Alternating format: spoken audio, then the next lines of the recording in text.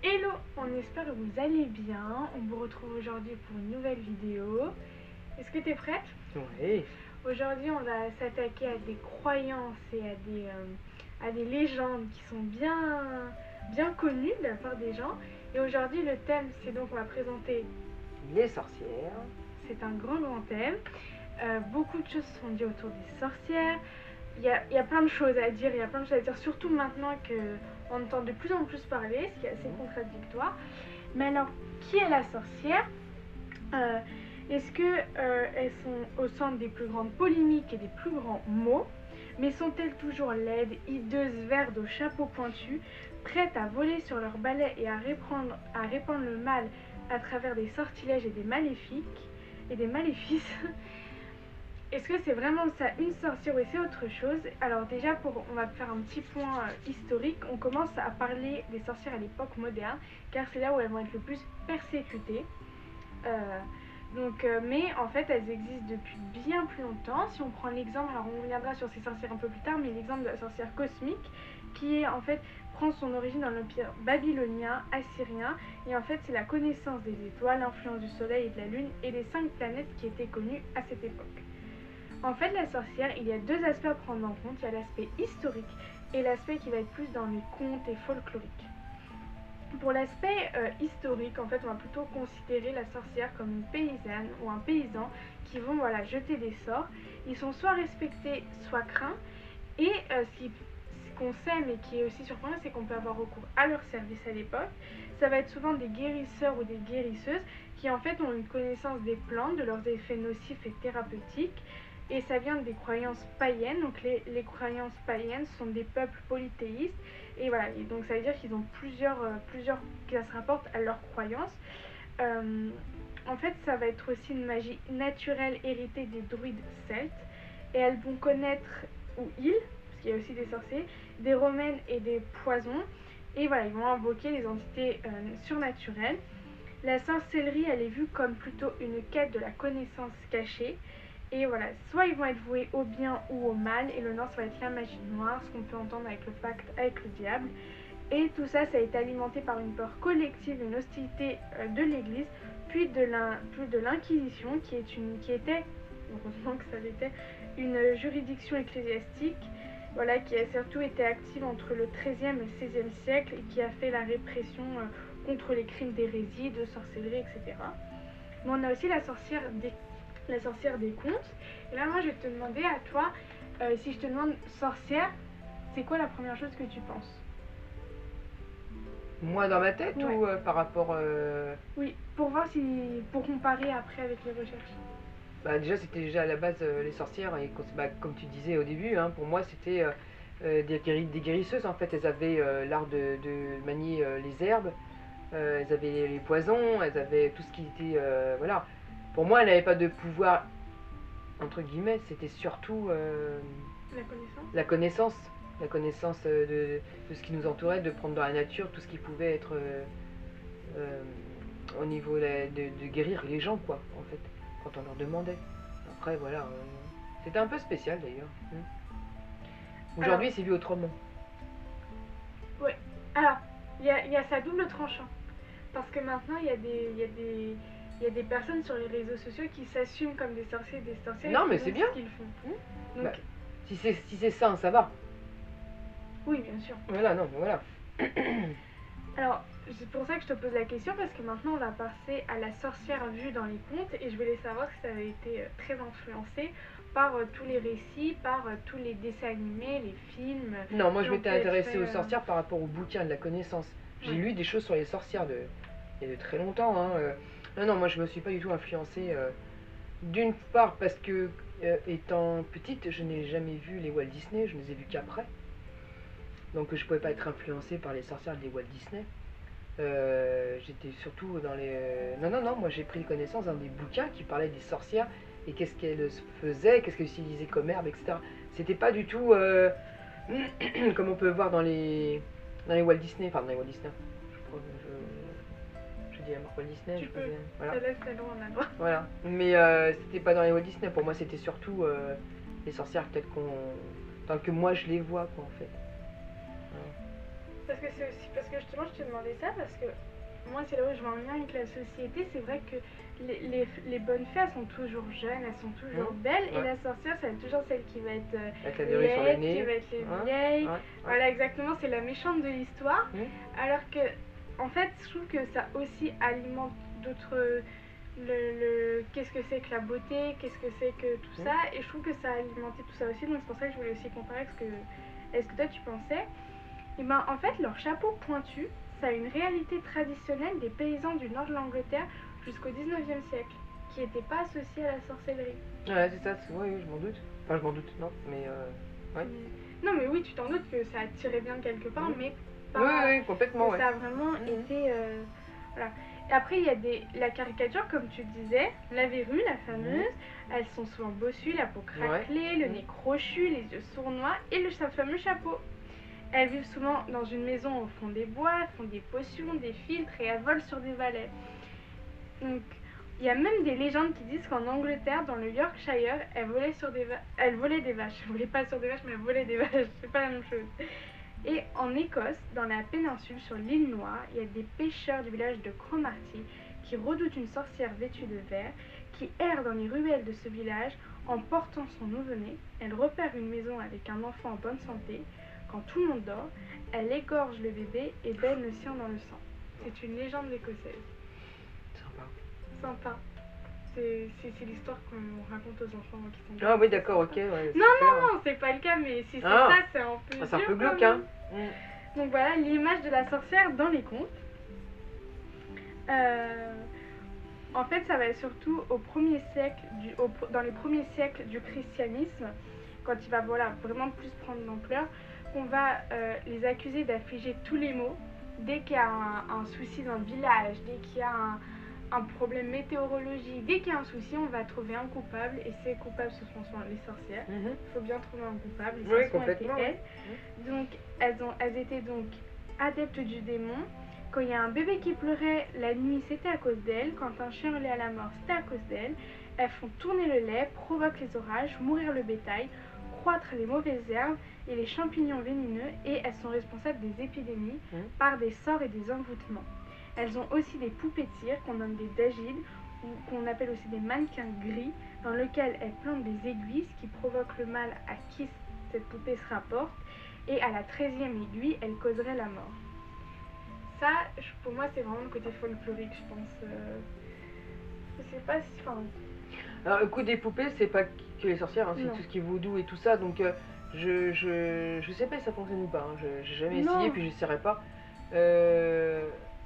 Voilà. Mais ça appartient pas qu'aux sorcières. Hein. Non. Mais, enfin, je dis pas que c'est impossible, je dis juste que... Je sais pas... Je dis pas que c'est pas possible, mais je pense que vraiment d'imaginer la sorcière au fond de la maison, comme on l'a dit, avec son chaudron qui fait de la lumière... Ouais, non, mais ça, je suis d'accord. C'est un peu... Voilà, c'est par rapport à ça. Et en fait, même historiquement, des rois de France célèbres et d'autres d'ailleurs, ont vraiment donné des définitions juridiques aux sorcières, ou même, ils ont même sorti des lois par rapport à elles. On peut prendre l'exemple des lois saliques de Clovis, où les sorcières mangeaient de la chair humaine pour eux, et si c'était le cas, elles étaient condamnées à 200 sols d'or, et elles pouvaient être aussi accusées d'envoûtement par magie et condamnées à 72 sols et un demi-écu d'or. Il y a aussi le code de Charlemagne qui les mentionne, et qui avait prévu plusieurs pénitences contre les sorcières et les enchanteurs. On a aussi Withrad, qui est le roi du Kent, et qui publiait en 590 une loi, et pour lui, les sorciers ou sorcières, c'était des offrandes aux démons, et ils devaient faire un don de 6 shillings ou payer de leur peau, donc mourir pour ça. Bah surtout que c'est fini souvent sur un bûcher, hein. Brûlé, hein. Bah la plupart, oui, c'est là où on a commencé à entendre. Parce qu'il y en a qui disent oui, avant c'est que c'était pas ça, que c'est pas avant, c'est qu'elles n'étaient pas aussi stigmatisées en fait. Et donc comme tu le dis, donc au XIVe siècle, l'Église va commencer à la combattre, puisque en fait elle détournerait de la vraie foi les paysans, et elle condamnait la sorcellerie qui pour eux était l'œuvre du diable. On a eu l'intervention du pape et de l'Inquisition.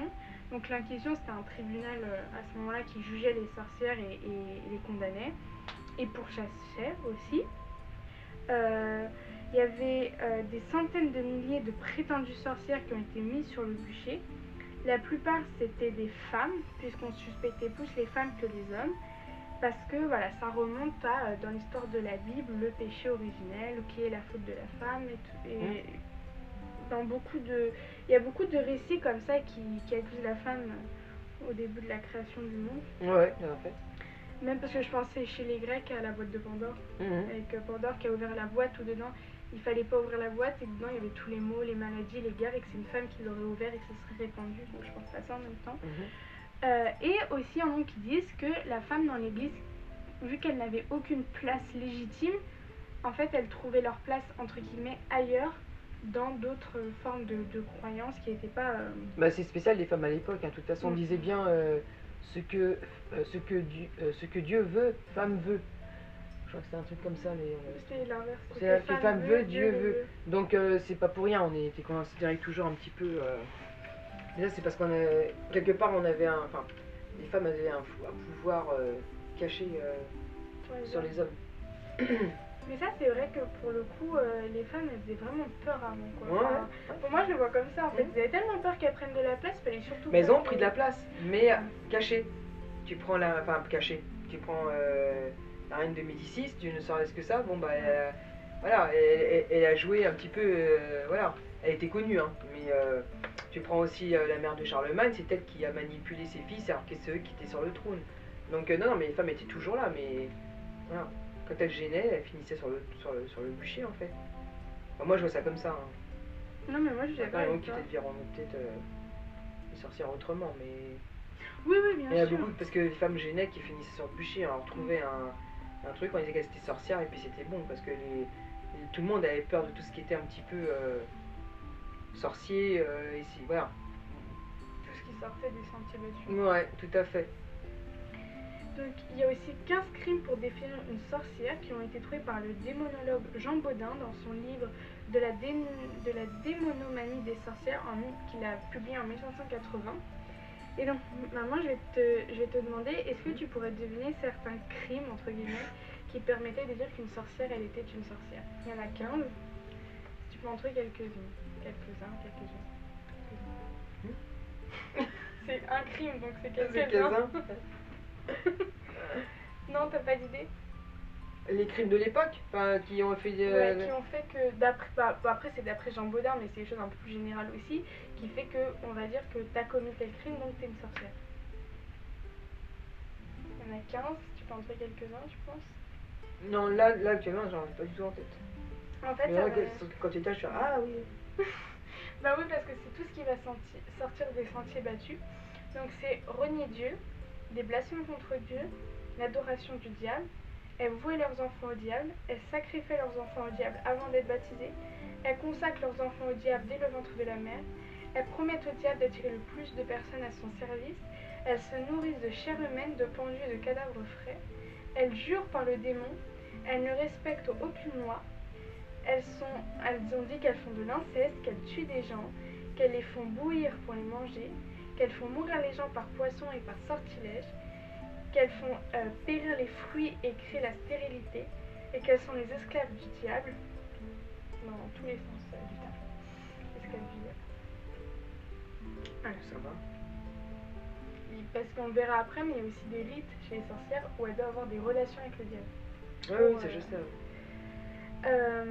Pour reconnaître une sorcière, les inquisiteurs avaient une méthode bien à eux qu'on appelait la marque du diable, et ils cherchaient sur le corps des femmes une tache ou une zone insensible du corps. Donc c'est le roi Jacques Ier en Angleterre qui en 1699, dans son ouvrage Démonologie, qu'il a mis au point la méthode Wave-Pricking, qui est en fait de piquer les sorcières sur l'ensemble du corps, et si une zone était insensible, alors on la considérait comme une sorcière.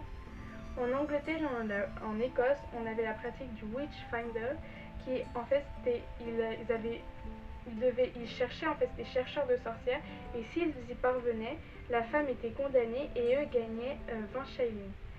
Elles étaient mises à nu pour découvrir la marque du diable, et on leur rasait la tête pour la piquer avec des épingles, et on allait en fait ensuite les noyer. Si elles flottaient, elles étaient considérées comme coupables. Si elles coulaient, elles étaient innocentées. Elles étaient mortes. elles étaient mortes, mais si en plus elles étaient coupables, une fois mortes, dans tous les cas elles mourraient, mais si en plus elles étaient considérées comme coupables, en plus ils brûlaient leur corps Bah sur oui, le bûcher. oui, oui. Sympa. Mm. Ensuite on arrive à leur rite qui est le sabbat des sorcières, qui en fait qui se déroule en pleine nuit. Et en fait, elles vont retrouver leur maître, qui est le diable, qui va leur apparaître sur la forme d'un. Ton avis, sous quelle forme peut apparaître le diable? Bah avec les cornes et tout, non? Voilà, exactement, d'un grand bouc avec des cornes. Et il y a une femme, Isabelle Dodi, qui était une apprentie sorcière en Écosse au XVIIe siècle, qui a raconté les persécutions et la première fois qu'elle est dans une assemblée de sorcières. Elle a donc raconté ça.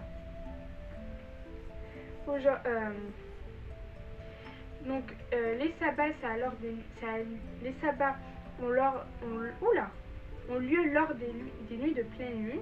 Il y a 4 grandes fêtes dans le calendrier magique: le Candlemas en février, le Walpurgis la veille du 1er mai, le Lammas au mois d'août, Halloween qui est la veille du 1er novembre. Évidemment, Halloween avec tout ce qu'on peut connaître. Il y en a qui disent que des enfants étaient sacrifiés et d'autres disent qu'elles embrassaient le derrière du diable. Ça, pour moi, c'est la partie très folklorique. Et elles pouvaient aussi faire des rituels païens pour invoquer des éléments de la nature. Et il y a notamment ce qu'on appelle la pratique de la Wicca, qui est une organisation mondiale des sorcières avec un Coët, c'est comme ça qu'on dit, général établi en 1951 sur l'île de Man, qui a été fondé à Castletown, et donc c'est un musée de la sorcellerie qui est dans un moulin hanté. Et à savoir que dans chaque Cohen il y a 13 sorcières, et il y en a qui disent qu'elles se rendaient au sabbat sur des balais volants, et il y en a d'autres qui disent qu'elles prenaient des onguents qui leur permettaient d'imaginer qu'elles étaient à un sabbat. Je sais pas quelle explication me paraît la plus logique. Ouais, tabac peut-être. Ouais, mais qu'elles s'y rendaient en balai ou qu'elles prennent des onguents qui les faisaient croire qu'elles étaient. Bah ça les balais, je pense pas. Je pense pas non plus. Moi j'ai essayé, ça fonctionne pas. Non, toi t'as essayé de faire le ménage comme les sorcières en claquant des doigts, ça marche Ah non, ça marche pas. Ça marche pas. Hein. Non. Comme la cuisine. Ouais. Même l'aspirateur, ça marche pas. Non plus. Et maintenant ils font des aspirateurs électriques. Ah bah oui, qui marchent tout seul, c'est ça. C'est mieux. On parle aussi de métamorphose animale, puisqu'elles peuvent se métamorphoser en lièvre et entendre de loin ce qui se dit sur elles et s'enfuir au cas où elles auraient besoin. Et elles ont des démons à leur service qui seraient des chats noirs, des corbeaux et des crapauds. C'est ça. Tout ce qui permet de repousser, tout ce qu'on n'aime pas, ça. On dit que c'est une sorcière. Ça j'aime pas, t'es une sorcière. Ça j'aime pas, t'es une sorcière. C'est ça. C'est vraiment ça. Et je sais pas si tu le savais, mais il y a différents types de sorcières. Je sais pas si tu le savais. Non, vas-y, énumère pour voir. Il y a la sorcière cosmique, ça on en a un petit peu parlé, où elle utilise la sagesse céleste pour appliquer sa propre magie.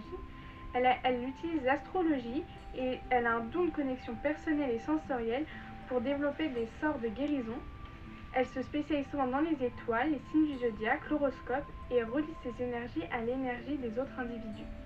Aujourd'hui, c'est la connaissance de mouvements des planétaires qui leur permettent de prédire, de deviner et de savoir comment ces énergies vont influencer les gens. Bah ça ressemble un petit peu aux astrologues, ça. Oui, en fait c'est ça, c'est vraiment ça. Et l'astrologue, c'est ça, oui. Parce qu'on aujourd'hui l'astrologue. Mais l'astrologue, je sais pas s'il a pas après cette capacité d'avoir de l'action sur l'énergie après. Non, mais disons que c'est l'étude de celle-là. Et selon les différentes phases de la lune, elles vont pouvoir effectuer des enchantements, des cérémonies et de la magie.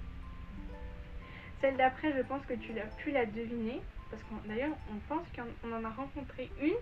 Je sais pas si je dirais pas que c'est une vraie, ça je peux pas savoir, mais qui se disait comme ça. C'est la diseuse de bonne aventure. Ah oui. Je sais pas si ça te parle. Oui, tout à fait. Oui. Oui.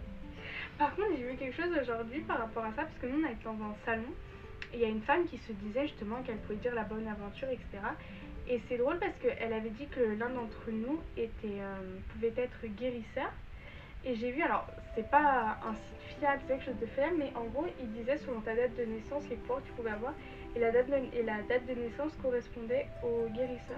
D'accord. Donc je sais pas, mais ni l'un ni l'autre était fiable. Ouais. Mais le fait d'avoir cet hasard qui se croise C'est un sûr. an après, Ouais, ça m'a sûr. tilté.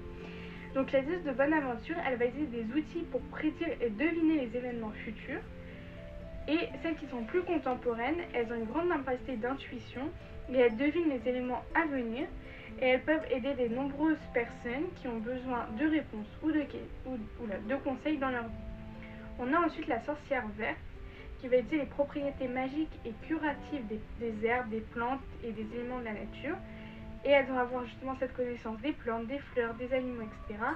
Et en fait, elles vont s'hériter ça, enfin, c'est un héritage qui passe de mère en fille, et ça sert à l'aide et à la sagesse. Il y a aussi la sorcière de la maison qui, elle va plutôt agir à l'intérieur du foyer. C'est elle qui va s'occuper des repas, de ses actions quotidiennes, et elle va avoir un pouvoir divin et spirituel envers les autres. Avec leur chaudron, elles faisaient la nourriture, des remèdes et de la magie pour aider leur environnement familial ou quelqu'un de la communauté. Leur magie était fondamentale et elles avaient beaucoup de sagesse et d'enchantement pour prendre soin des autres. Il y a la sorcière de l'eau. L'eau ou la mer Bouja, c'est comme ça qu'elle est nommée, travaille avec l'élément de l'eau. Il y a un lien profond avec la mer, les rivières, les lacs, etc. Et elles utilisent l'énergie de l'eau qui est sur la planète et dans les êtres humains pour faire leur magie du bien-être. Il y a aussi les déesses, on a aussi ce qu'on appelle les déesses de la mer, les sirènes, les ondins, etc. qui eux sont des personnages qui vont avoir, ils vont attiser une curiosité des sorcières de l'eau. Et ça va être une variante un petit peu de ces personnages mythologiques qui exploitent l'énergie des eaux pour leur magie. Et c'est aussi une forme de sagesse qui en radiesthésie va permettre une méthode de divination pour trouver de l'eau ou des métaux par exemple. Et là, maman, je vais te demander de deviner le prochain point. C'est un procès le plus connu qui s'est tenu contre les sorcières. Les sorcières de Salem. Exactement. Il y a même un film là-dessus d'ailleurs. Oui, d'ailleurs, il faut que je le voie absolument ce film. Donc là, le procès des sorcières de Salem qui a eu lieu aux États-Unis, au Massachusetts exactement, en 1692. En fait, il faut savoir que pour revenir un petit peu sur l'histoire de Salem, ils avaient des difficultés à garder un pasteur permanent qui est le responsable de l'église dans la communauté. Et il y a eu de nombreuses discordes. Après plusieurs tentatives, la congrégation de l'église du village recruta le révérend Samuel Parris, controversé pour ses opinions strictes et orthodoxes, et il y avait aussi de nombreuses querelles autour de son salaire. En janvier 1192, sa fille de 9 ans, Elizabeth, et sa nièce Abigail Williams, âgée de 11 ans, ont commencé à faire des sortes de crises après avoir joué à des jeux de divination qui étaient pernicieux pour la doctrine puritaine. En fait, une fois, les fillettes ont laissé tomber un blanc d'œuf dans un verre d'eau pour interpréter les formes, des indications et sur les professions de leur futur mari. Une forme de cercueil est apparue dans l'un des verres et les jeunes filles ont commencé à avoir un comportement étrange. Elles émettaient des bruits forts et incohérents, tels des aboiements, des pleurs, et tombaient sur le sol, le corps secoué de tout mouvement involontaire. Ils font alors appel aux médecins de la ville, qui disent qu'elles sont sous l'emprise d'une main maléfique et sous la malédiction d'une sorcière, et qui a permis au diable de les posséder. Les actes de sorcellerie et les interactions avec le diable étaient considérés comme un crime aux yeux de la loi du Massachusetts. L'affaire est devenue judiciaire et elles ont été confrontées à ces accusations. Et c'est alors que les fillettes rejetèrent la faute sur Tituba, une esclave de Samuel Parris, clamant qu'elle les avait charmées par la sorcellerie. Tituba n'avait pas participé au jeu de divination, mais avait fait un gâteau de sorcière avec de l'urine et du seigle pour tenter de guérir les jeunes filles de leur possession. Lorsque Samuel Parris apprit qu'elle leur avait préparé un gâteau et qu'elle leur avait donné, il s'empara d'une colère noire et la roua de coups. Sous la contrainte, elle avoua avoir pratiqué la sorcellerie et qu'elle était une servante du diable. Il faut aussi noter qu'elle faisait partie de la plus basse des classes sociales d'une société hiérarchisée. Tituba n'était pas seule, mais elle servait de bouc émissaire pour justifier le comportement des filles. Elles pointèrent du doigt aussi deux autres femmes, Sarah Osborne, une citadine dans les mœurs considérée comme légère par ses voisins, et Sarah Good, une femme sans le sou, dont beaucoup n'appréciaient pas vraiment sa famille. Bientôt, toutes trois allaient être officiellement accusées de sorcellerie, emprisonnées et jugées. Les autorités prenaient également en considération la réputation des prévenus, leur comportement et leur corps, cherchant des caractéristiques physiques telles que des grains de beauté ou des griffures, qui pour eux étaient la marque de la sorcière. Même les enfants étaient en danger, même s'ils étaient jeunes, et des témoins en accusèrent certains, comme la fille de Sarah Good, Dorothy, âgée de 4 ans, qui a été tourmentée et qui a mordu ses victimes. Elle a été libérée après 8 mois de prison, même si sa mère a été exécutée par pendaison peu à temps avant. Et Mercy, sa sœur aînée en prison, meurt peu après sa naissance, et elle est considérée comme la plus jeune victime des procès. Il y a eu plus de femmes d'accusées que d'hommes, même si 6 hommes ont été jugés coupables, comme John Proctor, 60 ans, publiquement opposé au procès, qui a été condamné à mort, et Gilles Corey, 81 ans, qui a refusé d'avouer qu'il a nié divers actes de sorcellerie, qui a voulu protéger ses biens de la confiscation s'il était condamné. Alors il n'a pas été jugé, mais lentement écrasé sous des pierres jusqu'à sa mort. Peu de personnes jugées ont été innocentées, la plupart leurs biens étaient confisqués, les frais d'emprisonnement importants et d'autres pénalités leur incombaient. Tituba a été marginalisée de la communauté. Elle est revenue sur son témoignage, croupie en prison pendant 13 mois, jusqu'à qu'un bienfaiteur anonyme paie sa caution. Elle n'a jamais été dédommagée. La situation se calma en 1693, quand le pasteur puritain Cotton Mather prit position en public, et c'était une personnalité, il s'opposa à ces derniers. En 1957, les autorités du Massachusetts présentèrent des excuses aux familles. La dernière personne disculpée du crime de sorcellerie à Salem est Elizabeth Johnson Jr. Et est-ce que tu vas pouvoir deviner la date? En 2022. Ah bah d'accord. En 2017, dans la ville, un mémorial a été construit là où a lieu les pendaisons en masse. Le monument est entouré d'une forêt, d'un simple mur sur lequel sont gravés les noms des 19 victimes de pendaison.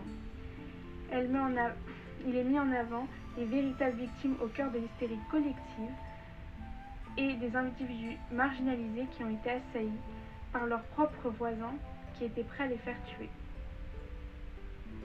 Voilà, c'est l'histoire de Salem. Ouais, c'est sympa. Et ce que je trouve fou, c'est que même là encore actuellement, il y a encore en 2017 et en 2022, c'est quelque chose qui a vraiment pris de l'ampleur en fait. Aujourd'hui encore, il se passe des choses. Bah, de toute façon, tu prends encore dans les petits villages, même en Europe, les petits villages où ils y croient encore. Oui. Donc, ça c'est sûr et certain. Voilà. Puis c'est quand même un point d'interrogation, de savoir si sorcière existe ou pas. Ah ça je suis d'accord. Parce que tu sais pas en fait. Parce qu'on dit moi je dis que c'est une personne qui connaissait la connaissance au niveau de la science et des herbes, etc. Mais ça se trouve, elles avaient peut-être un pouvoir aussi, on n'en sait rien. En fait, moi, j'avais jamais croisé. Donc, elles étaient obligées de se cacher, mais c'est tellement caché qu'on ne peut pas savoir. C'est ce que je t'ai dit, voilà, c'est ça. Et je sais pas. C'est mystérieux quand même. Enfin, moi, j'en ai jamais connu, j'en ai jamais rencontré, mais peut-être que j'en ai rencontré sans le savoir. Oui. Mais pourquoi donner un mot de sorcière, bon, si je sais pas. En fait, c'est tellement péjoratif qu'aujourd'hui on pourrait pas. Ouais, je trouve. Ouais, voilà, c'est ça. C'est assez péjoratif quand même, sorcière.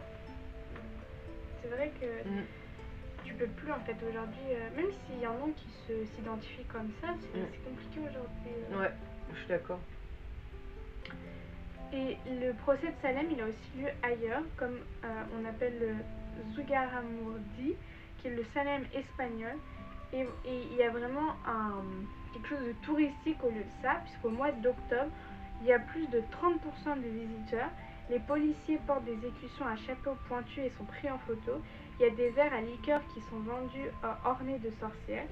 Et voilà, en fait c'est en Espagne, mais surtout au Pays Basque espagnol. Et voilà, c'est un village de 11 habitants qui ont été brûlés vifs pour peur de sorcellerie en pleine inquisition. Et voilà, l'origine de l'histoire varie selon son conteur. Mais en fait, il y en a qui disent que c'est un règlement de compte entre villageois. C'est ce que j'allais dire. Ouais, bah c'était souvent ça. Et c'était une série de dénonciations qui, en fait, certains voient publiquement pratiquer la sorcellerie. leurs concitoyens les avaient pardonnés, mais le tribunal de l'Inquisition a entendu parler de l'affaire et ils avaient juridiction en fait dans cette partie du pays. Donc il y a 2 inquisiteurs qui sont rendus sur place en janvier 1609 et qui voilà ont jugé les prétendus sorciers et sorcières qui étaient là.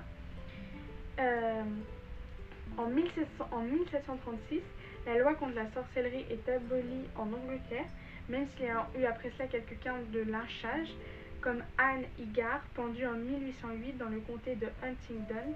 En France, en 1682, par l'édit de Louis XIV, qui conteste la réalité de la sorcellerie. Une sorcière brûlée par un... Mais il y a comme eu aussi des cas, comme une sorcière brûlée par un paysan à Bournal dans le Lot-et-Garonne le 28 juin 1826. En Suède, la peine de mort contre les sorcières a été abrogée en 1779. Et en Espagne, la dernière sorcière brûlée était en 1781. Depuis, il y a eu des mémorials comme le Proctor Lodge de Salem, qui est un espace sobre où il y a eu les pendus et les accusés en 1192. Dans l'Essex, en Angleterre, c'est une petite plaque avec les noms des 33 victimes détenues à Castlebar. En Écosse, une plaque commémorative dans les îles Orcades avec les noms des 80 personnes tuées à Galloha. Le long du sentier côtier de Fife, où il y a 3 plaques avec les noms de 380 personnes accusées de sorcellerie. À Fife aussi, les responsables gouvernementaux ont proposé en 2009 qu'un phare, vieux de 200 ans, soit dédié aux victimes de chasse aux sorcières. La plus célèbre, par exemple, dans le contrée des sorcières était Lila Haddy, qui était morte en prison en 1704 en attendant son procès, et pour toutes les autres victimes aussi du pays. Mais c'est un projet qui n'a pas abouti. Et il y a aussi le mémorial norvégien Steinneset de 2011 qui décrit la vie des 77 femmes et 14 hommes exécutés lors des procès des sorcières à Finnmark au XVIIe siècle. Et voilà, ça longe la mer de Barents où des sorcières ont été accusées et jetées dans l'eau. L'architecte Peter Zumthor a conçu un long pavillon vert vers une boîte d'acier et de verre fumé, et dans la boîte il y a la sculpture de l'artiste Louise Bourgeois, et au-dessus il y a écrit les damnés, les possédés et les aimés. Donc ça a été fait entre 2007 et 2010, et ça met en valeur en fait une chaise en acier enflammée entourée de miroirs. Moi ce que je trouve fou, c'est qu'aujourd'hui en fait on fait des mémorials. Ouais, je suis d'accord. Parce que, enfin aujourd'hui, ça fait même pas 10 ans, tout ça. Donc je trouve ça fou, Bah, pour la mémoire de ces personnes-là, je suis d'accord, moi. Non, bien sûr je suis d'accord, mais Parce ça s'est passé entre 1600 et 1800. Bah, je suis d'accord avec toi, mais bon. Pourquoi ça s'est pas fait avant? Pourquoi il y a un retour là-dessus aujourd'hui? Est-ce qu'il y a des personnes...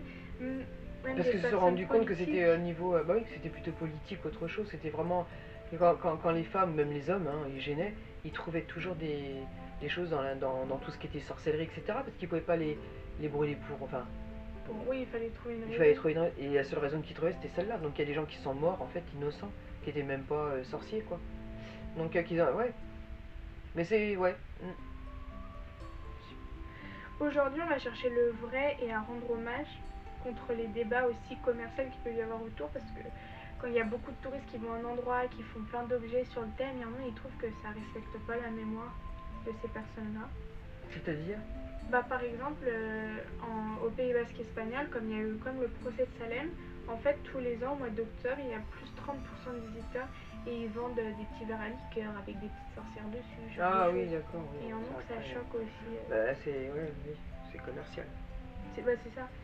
Donc aujourd'hui, on va plutôt être dans une démarche de compréhension et on se rend compte aussi que, par exemple, c'était aussi dans des foyers où il n'y avait pas d'enfants, où les femmes, elles étaient accusées de sorcellerie, puisque si elles prenaient le dessus sur leur mari, avant l'impuissance de l'homme, c'était inenvisageable. Donc c'est ce que tu disais en fait tout à l'heure, c'était la raison qu'on trouvait pour les remettre un peu à leur place, entre guillemets, ouais. qui était leur à l'époque. Ouais, tout à fait. Oui.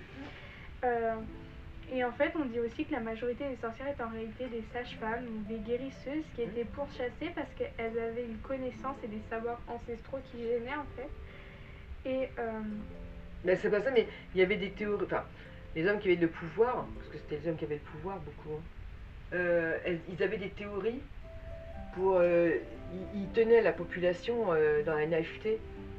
Donc s'il y avait des personnes comme ça qui venaient les contredire, c'était pas bon parce que au niveau de la population, il fallait les laisser naïfs quoi. Il fallait pas les. Casser leur voix. Ouais, non mais c'est ça, voilà. Ils savaient que comme ça, bah, les gens qui étaient de pouvoir, qui étaient en place, et ben ils avaient personne comme ennemi quoi. Ils avaient même pas les villageois même qui mouraient de faim, etc. Ils avaient pas ils remettaient pas en question le pouvoir de celui qui était en place à ce moment-là quoi. Donc du coup c'est voilà, c'est tout. Ouais. C'était comme ça. Bah, par rapport à ce que je disais justement, c'est que les théologiens à la Renaissance, ils voulaient établir les fondements de la science et du savoir, et ils voulaient pas reconnaître d'autres moyens de guérir, de soigner, etc. Ils voulaient garder le monopole en fait. C'est ça.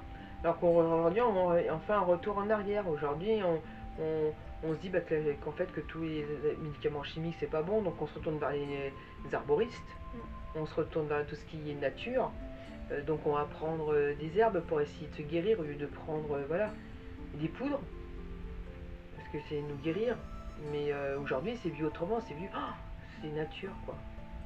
Et ça c'est vrai, mais la différence qu'on a aujourd'hui, c'est qu'avec cette prise de conscience, on se dit, là d'accord, si je dois passer par les médicaments chimiques, je vais le faire, Ouais. mais voilà. Je vais privilégier d'abord une démarche naturelle, etc. C'est clair. Mais bon, maintenant c'est pas pour tout non plus, hein, parce que ça se saurait. Hein, ouais. Non. Mais voilà, c'est... Mais aujourd'hui, ces femmes-là qui font arboristes, qui font naturel, qui font... on les considère pas comme des sorcières, quoi. Non. Mais avant, elles l'auraient peut-être été. Avant, elles l'auraient été. C'est ça qui est complètement contradictoire, en fait. Mais ça se comprend, hein. Ça se comprend, puisque à l'époque, tout était... il fallait pas que tu aies à l'encontre du pouvoir actuel, enfin, qui était en place. Donc tout ce qui changeait de truc, moi, c'était pas bon. Parce que ça allait... les théories qu'avaient données ces gens-là aux villageois ou aux personnes, etc., ça allait remettre en question leur... Donc voilà. Qu'il fallait surtout pas. Ouais, qu'il fallait surtout pas. Ah bah oui, ça il c'est fallait clair. Garder le monopole. Oui, voilà, c'est ça. Les gens dans l'ignorance, comme ça, puis l'église était bien avec aussi en même temps. Hein. À ce niveau-là, ils n'ont pas fait que du bien. Hein. Donc voilà. Et c'est de là qu'est parti les qualificatifs de magique, qui étaient autour de la superstition, qui a entraîné les persécutions, parce qu'elles étaient considérées comme hérétiques, donc opposées à la religion. Or, aujourd'hui, on sait que les croyances, oui, si tu vois le pacte du diable, tout ça, oui, mais ce que je veux dire, c'est que ça s'oppose pas à la croyance, en fait, de vouloir aider les autres de sa communauté, en fait. Ah bah non, pas du tout. Et communauté, aujourd'hui, c'est la communauté mondiale, mais avant, c'était les petits villages. Ouais, tout à fait.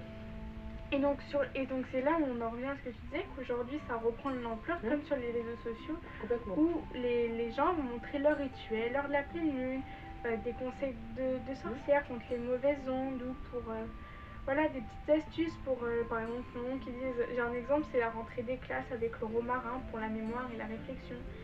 Et il y a des milliers, voire des millions de vues, et qui deviennent des tendances, et il y en a qui vont faire ça comme un retour de la sorcellerie dans la société. Donc en 20 ans, les croyances elles ont progressé, et il y a une enquête de l'IFOP qui a révélé que 21% de la population croyait en la sorcellerie en 2000 contre 28% en 2020. Et chez les jeunes, le chiffre est de 40% des moins de 35 ans qui croient à la sorcellerie. Oui, mais ça m'étonne pas. Ça t'étonne pas? Non. Moi ça m'étonne parce que tu vois, une ancienne génération qui, par rapport à moi, c'est mes grands-parents qui venaient de village, bah chez eux, tu vois. Pourquoi plus les jeunes alors que nos grands-parents qui venaient de village, ils ont grandi aussi dans ces croyances-là. Mais ils y croyaient. Oui, mais alors pourquoi on dit que les jeunes ils y croient plus? C'est ça que j'aime pas comprendre. Et les grands-parents avant ils étaient jeunes. Oui, mais on parle actuellement les jeunes, c'est-à-dire que ma génération quoi. Ma génération. Parce qu'aujourd'hui on a besoin de aujourd'hui on a besoin de se raccrocher à certaines choses. Parce qu'il y a des repères qui se sont perdus en fait. Mais c'est normal, hein, c'est l'évolution, hein, il n'y a rien de... Moi je critique pas, hein, il y a les réseaux, tout ça. Donc on est un peu perdu parmi tout ça. Et en fait, te raccrocher à ça, et moi qui se raccroche à ça par rapport à ça, hein, ben, ça permet... comment dire tu vois, par exemple, tu prends les pierres. On dit qu'il y a certaines pierres, elles sont là pour... si tu la mets sur ton bureau, ça va te permettre au niveau des ondes que la pierre, en fait, elle absorbe. C'est quand même une magie quand même quelque part, pour qu'une pierre, elle absorbe les ondes. Et on a besoin de croire à tout ça aujourd'hui parce qu'il y a tellement de choses qui nous entourent qui sont négatives. Tu essaies de te rapprocher de ce genre de choses qui vont te donner peut-être quelque part de la positivité. Et ce que les gens ne rencontrent pas partout. Donc en fait, te rapprocher de ce genre de choses, tu vas faire brûler du papier d'Arménie pour essayer de rendre ton habitat plus sain, tu vas essayer de mettre des petites pierres pour essayer de te protéger à certaines choses qui sont pas bonnes pour le corps. Il y a de ça 10 ans, on s'en préoccupait pas quand tu regardes. Aujourd'hui, on s'en préoccupe parce que on a un besoin d'un bien-être quelque part. Et ça passe par là. C'est complètement contradictoire par rapport à ce qui se passait avant. Mais aujourd'hui, on a besoin de tout ça. On a besoin de se raccrocher à quelque chose. Et les jeunes, en particulier aujourd'hui, ils vivent pas non plus dans un contexte extraordinaire, hein. Donc ils ont besoin de se raccrocher à ça. Et puis voilà. Mais c'est parce qu'on est dans une transition aussi, hein. On n'est pas dans la fin du monde, hein. On est dans une transition. Voilà, c'est une transition, les choses vont évoluer. L'histoire n'est faite que de transition. Exactement, ça n'a jamais été. Voilà. Donc, moi je me suis intéressée très jeune, hein. Oui, mais est-ce que justement par rapport aux chiffres, est-ce que maintenant, vu que c'est un effet un peu de société, on n'assume pas plus? Ah, mais si, puis en plus, aujourd'hui d'y croire, ça, tu vas pas aller sur le bûcher, quoi. Aujourd'hui, d'y croire, c'est ta liberté d'y croire. Donc, les langues, quelque part, se délient, les mémoires, enfin, les gens se délient parce qu'ils se disent, bah, moi j'y crois, et alors? On va dire, oh, mais t'es gothique en fait. C'est ce qu'on dit en général, hein. J'ai vécu ça aussi, hein. Mais, bah ouais, et alors? Ah bah rien, hein, je suis ça comme ça. Alors qu'avant, t'aurais fini sur le bûcher parce que tu croyais à ce genre de choses. Aujourd'hui, non, t'as une liberté qui te permet de croire à ce que tu veux sans qu'on vienne t'embêter. On va dire, quelqu'un va se moquer de toi, c'est clair. Mais d'autres qui vont te prendre au sérieux, vont dire, ouais, peut-être que t'as. Ouais, remarque, ouais, je me poser la question. Et du coup, peut-être qu'ils vont rentrer dans ton truc en y croyant en fait. Donc, voilà. Donc toi, tu penses que comme avant c'était tabou, que les anciennes générations, comme par exemple par rapport à moi, mes grands-parents, ils l'auraient Alors c'était pas dit. tabou, hein, parce que ta grand-mère qui vivait dans un village, ils croyaient beaucoup, hein. Les parents y croyaient beaucoup, parce qu'elle était toute petite, donc elle y a cru parce que les parents y croyaient. Mais c'était pas tabou. C'est devenu tabou à un moment donné, dans les grandes villes. Mais dans les villages en eux-mêmes, encore aujourd'hui, dans les villages, même en France, hein, t'as des villages où ils sont ancrés là-dedans et ils croient à tout ce qui est sorcellerie, etc. Hein. Mais bon, ils finissent pas sur le bûcher. Aujourd'hui, voilà. Ouais, c'est compliqué comme chose parce que voilà. C'est dans les villes que c'était tabou. Bah dans les villes beaucoup. Avant. Oui, avant. Avant, ouais. Mais dans les villages en eux-mêmes, un enfant qui pleurait beaucoup, il faisait appel à comment on peut dire, la sorcière entre guillemets du village, et elle venait enlever le mauvais œil parce qu'il disait qu'il y avait eu un mauvais œil qui était posé sur l'enfant, et l'enfant du coup ne pleurait plus autant qu'avant. Alors c'est parce que avec sa voix, ou est-ce que réellement elle avait son petit pouvoir, et ça remonte pas à 100 ans en arrière, ça je te parle, hein. Donc non, dans les villages c'est ancré dans les villages, peut-être un peu moins maintenant parce que t'as la vie de ville qui arrive dans les campagnes, qui est arrivé dans les campagnes. Donc il y a une évolution aussi à ce niveau-là. Mais moi je pense qu'il y a des villages encore ancrés vraiment dans la campagne, vraiment enfoncés en fait, dans les villages vraiment en retrait, où c'est encore existé, un genre de choses, hein. Moi je pense, hein. Mais c'était pas tabou. C'était pas tabou dans les villages au moment de ta grand-mère, ça remontait dans les années 40, 30, 40. Ah oui. Non, je dis n'importe quoi. Dans les années 60, 50, 60. Ils en parlaient encore, hein. Ils en parlaient encore, hein, sorcellerie, etc. dans les villages. T'avais la femme du village qui venait calmer tous les maux de tout le monde, quoi. T'avais le médecin, mais en même temps t'avais cette personne qui était là pour enlever les mauvais œils, pour même te les jeter les mauvais œils. L'un ou l'autre. Ah, moi je me rappelle, ta mère, enfin ta grand-mère m'a raconté beaucoup de choses, hein. Mais voilà, elle venait d'un village, vraiment un village, quoi. Donc tu vois, ça remonte pas en 1500. Donc voilà. Moi je pensais que ça s'était pas perdu, mais un peu. Si, ça c'est. Oui, mais aujourd'hui, oui, ça s'est perdu peut-être un petit peu, mais Pas tant que ça. pas tant que. Moi je dis que pas tant que ça. Peut-être que les gens ont peur de se faire moquer par les autres, le fait d'en parler. Oui, c'est vrai, parce que moi, la première, j'en parle pas beaucoup. Bah oui, bah, c'est comme aujourd'hui, quand on entend des émissions, etc., sur les médiums qui disent qu'ils sont ceux qui... Comment on appelle ça? Coupeur de feu. Oui, coupeur de feu. Il passe la main et du coup, ça te brûle plus en fait. Euh, Bah, quelque part, excuse-moi, c'est sorcellerie quand même. Puisque tu avances avec tes mains. Donc, et Comme le pourtant aujourd'hui, magnétisme. hein, C'est comme le magnétisme. voilà, mais aujourd'hui, non, c'est mis en avant en fait. Bah, moi, je sais faire ça. Ça aurait été avant, on t'aurait dû bûcher quoi. Mais là, aujourd'hui, tous ceux qui veulent le dire le disent. Donc, tu vois, c'est. Les langues se sont déliées à ce niveau-là. Certaines personnes ont des certains petits pouvoirs qui est mené par le magnétisme, etc. C'est tout un travail là-dessus. Donc, voilà.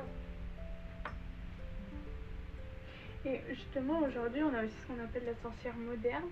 Moi, je trouve une définition, mais je la trouve incomplète, mais j'ai pas réussi à trouver plus que ça. La sorcière moderne, elle va être dans un chemin de prise de conscience vers son pouvoir, pour le bien-être, et elle va être impliquée dans les enjeux actuels. C'est-à-dire que au niveau de la société, aujourd'hui, en fait, c'est la sorcière elle est aussi vue comme incluant un grand nombre de rituels qui se mettent en place petit à petit dans les chaumières, seul ou en famille, ou entre amis même. Car oui, aujourd'hui, nous avons tous le même objectif, vivre mieux, vivre bien, profiter de la vie malgré les mauvaises nouvelles qui fusent de toutes parts sur des informations dont nous sommes victimes aussi, et notre déconnexion à la nature qui nous manque aussi. Nous cherchons une meilleure qualité de vie, à adapter nos besoins en jonglant avec le marché du travail, notre travail, le temps que l'on accorde aux tâches quotidiennes, à nos obligations, nos engagements et nous-mêmes. C'est ce que tu disais tout à l'heure aussi. Oui, oui, bah oui, oui. Et donc je pense que c'est par rapport à tout ça qu'aussi aujourd'hui on cherche aussi à... Bah c'est ça, et puis voilà. Aujourd'hui, on sort on recherche un bien-être. Ouais. Ce bien-être, il faut bien que tu le trouves quelque part. Donc automatiquement, tu vas faire appel à des choses qui sont un petit peu en dehors de la société, on va dire, entre guillemets. Tu vas rechercher des herbes, tu vas rechercher des trucs qui te calment, mais pas dans la médecine traditionnelle. Tu vas aller voir quelqu'un qui va comme un magnétiseur pour tes douleurs. Tu vas aller voir. Il y a plein de choses comme ça qui te sont proposées. Avant, dans les villages, dans les villages c'était fait. Enfin, dans les villes surtout, que c'était pas bien vu. Hypnotiseur, aujourd'hui tu vas voir un hypnotiseur parce que tu as la peur de l'avion, parce que tu veux arrêter de fumer, tu veux maigrir, tu vas voir un hypnotiseur. Ça aurait été avant, en 1700, Non.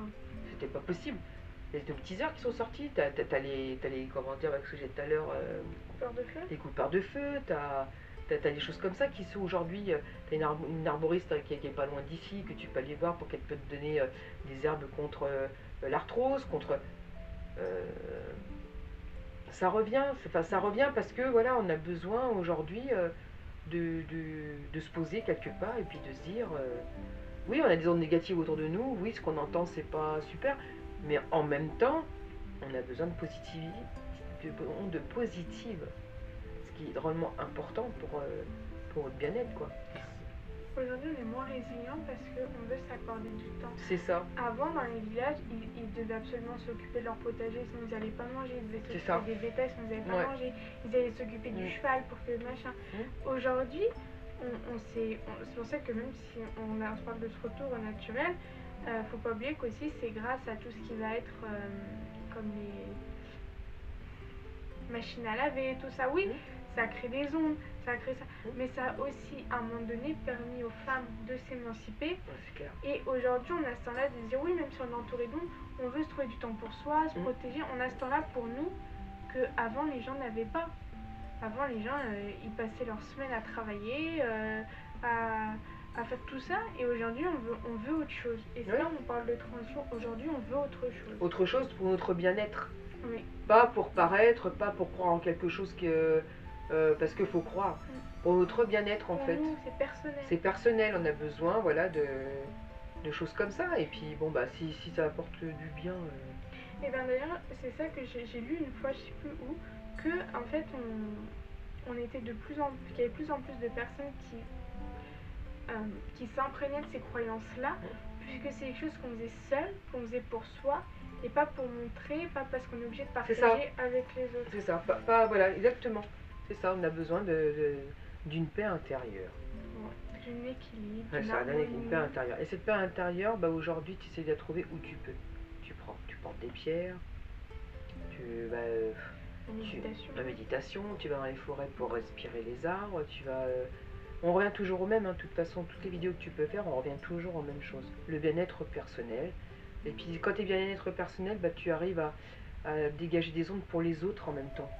Parce qu'on te sent que tu vas être bien, que tu vas être quelque part reposé, donc tu vas te poser avec les gens. Donc ça va les apaiser, tu es à l'écoute. Ça, j'y crois. Voilà. Donc Ça, tout j'y ça, bah oui, mais tout ça, voilà, tout ça c'est aujourd'hui, c'est ce que nous a apporté le modernisme aussi. Il faut dire les choses, hein, comme tu disais à l'instant. Bah, tout ça, ça te permet aujourd'hui On peut s'informer. de s'informer et puis de penser à toi, enfin à toi pour aider en même temps un petit peu les autres de temps en temps. Et ce que tu disais pour l'énergie, ce qui est super intéressant, parce que moi, c'est quelque chose que j'ai remarqué, c'est que ben, en ce moment, par exemple, je vais super bien. Et en ce moment, quand je suis en voiture, je fais traverser les gens me sourient. Oui. Mais oui, parce qu'ils ont besoin. Ils ont besoin. Mais ça, t'as pas besoin de voir les gens, hein. Mais rien qu'au téléphone. Hein. T'as quelqu'un au téléphone qui est pas bien, tu l'écoutes, tu essayes de parler avec elle, et ben à un moment donné, ça va te dire rien que le fait que vous m'avez écouté, ça m'a fait super du bien, quoi. Votre voix, elle m'a. Bah rien que ça, déjà, ça veut dire que toi, tu as donné une onde positive. Bah c'est ça en fait, c'est ça que je Si veux toi, dire, t'as tu pas de. transmets de l'énergie. Exactement, tu transmets. Si tu n'as pas ça, si tu ne transmets pas la positivité, si tu ne transmets pas ce genre de choses, même ne serait-ce qu'au son de la voix, et ben ça ne. Comment dire? Ça veut dire que quelque part, t'es pas bien. Non, je suis d'accord. Donc voilà.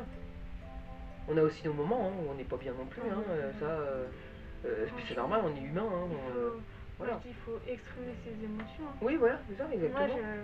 Moi ça, c'est. Alors, c'est pour ça que c'est dommage que bon. Maintenant, dans le temps, les sorcières, je sais pas comment. Pourquoi. Parce que les sorcières qu'on voit avec les robes noires, etc., jusqu'aux pieds, parce qu'à l'époque, les femmes s'habillaient comme ça. Moi, ma grand-mère, elle était habillée comme ça. Et pourtant, elle n'était pas sorcière, elle avait la grande robe noire avec le tablier, et puis les grands cheveux en blanc qui arrivaient, qui avait 3 cheveux. C'était comme ça. Aussi, le noir, c'était associé au deuil aussi. Ouais, bah oui. Donc, ah oui, oui, bah de toute façon, à chaque année, ils parlaient de quelqu'un, ils mettaient du noir. Alors, comme chaque année, ils parlaient de quelqu'un, bah, toute leur vie, ils étaient habillés en noir. Tu vois. Mais pour dire que c'est pas parce que c'était la sorcière qui était habillée tout en noir avec les grandes robes, c'est que les femmes, dans le temps, s'habillaient déjà comme ça. Donc, voilà. Donc voilà. Non, je suis d'accord avec toi, c'est vrai que, en fait, mais parce que justement, comme c'était associé au deuil, on les associe à tout ce qui était mal. La mort, c'est mal, ça, c'est mal, ça, c'est. Aujourd'hui, le vert, c'est l'espoir. Ouais. C'est ça qui est. Bah oui, tout à fait. Alors, quand t'as dit qu'elles sont vertes. Mais oui, c'est vrai que les récits ont beaucoup aussi alimenté ça. Après, j'ai jamais rencontré de sorcière non plus, mais. Non. Des gens qui font passer les douleurs, etc. Oui, j'en ai rencontré. Avec le magnétisme, avec tout ça, oui, j'en ai rencontré, mais qui se disaient sorcières, non. Et là, tu l'as vécu, quelqu'un qui t'a appelé ça avec le magnétisme? Non. Mais j'en ai connu qui le faisaient, mais non. J'aime pas qu'on me touche, moi. Ça mélange les énergies. Ça mélange les énergies. Non, ça, j'aime pas non plus. Voilà, donc après, c'est chacun qui voit. Voilà quoi. Voilà. Et nous, on peut être construit comme sorcière. Parce que dès que tu as des pierres, dès que tu as tes petits rituels, c'est ça. Exactement. Alors que souvent, les rituels, et ça aussi, un truc que je voulais dire, c'est que les rituels, ça va pas être des choses sorcières, mais c'est ta relation aux choses qui évolue. Oui, tout à fait. C'est ce que je disais, c'est l'évolution. C'est ça. Hein. Moi, je me purifie, entre guillemets, tous les jours. Mais parce que quand je prends une douche, pour moi, c'est une forme de purification de toutes les énergies accumulées, de toutes les émotions. Donc en fait, je prends ma douche comme tout le monde, hein, je fais rien de particulier, mais c'est ma relation aux choses, à ce qu'il y a autour de moi qui va évoluer. Mais ça va te nettoyer. Oui, c'est ça. Ouais, c'est ça. Mais en fait, ce que je veux dire, c'est que autour de soi, c'est comme si rien ne changeait, mais c'est à l'intérieur que tout change. Ouais, c'est ça, tout à fait. Pour moi, c'est surtout ça. C'est surtout plus un état d'esprit que ce qu'il peut y avoir autour. Et ça influence sur ce qu'il y a autour, parce que si t'es bien, si t'es mieux, là, tout le monde est bien et tout le monde est mieux à tes côtés. Ça se transmet. Parce que ça se transmet. Ouais, mais c'est ce que je te dis. Si vous faites un soin à quelqu'un, il va souvent vous le renvoyer. Donc c'est qu'il y a quelque chose aussi qui se crée avec. Complètement. En partageant. Tout à fait. Donc voilà. Voilà. Donc nous, on est des petites sorcières. Voilà. T'as pas ton shampoing pointu. Pas mon shampoing pointu. C'est ça. Et on dit en italien. Parce que nous, on dit tout le temps en italien. On est. Strega. Oui. Et strega. Au moins maintenant vous savez nos origines comme nous. Voilà, exactement. Exactement. Bon, merci beaucoup. Et puis pourquoi pas les personnes qui visent les vidéos, bah, ils peuvent aussi nous faire part de leur message en disant Mais d'accord ou pas j'espère, d'accord. j'espère. S'il faut. Nous, on attend. Parce que nous, c'est vrai qu'on en parle beaucoup que toutes les deux, parce que notre entourage, c'est pas... Les croyances ne sont pas forcément partagées. Ce qui est pas négatif, mais c'est comme ça. Et sinon, on peut avoir votre retour, ça va aussi nous enrichir nous, en fait. C'est ça, exactement. Donc voilà. Donc, merci beaucoup. Merci. À bientôt. À bientôt. Au revoir. Au revoir.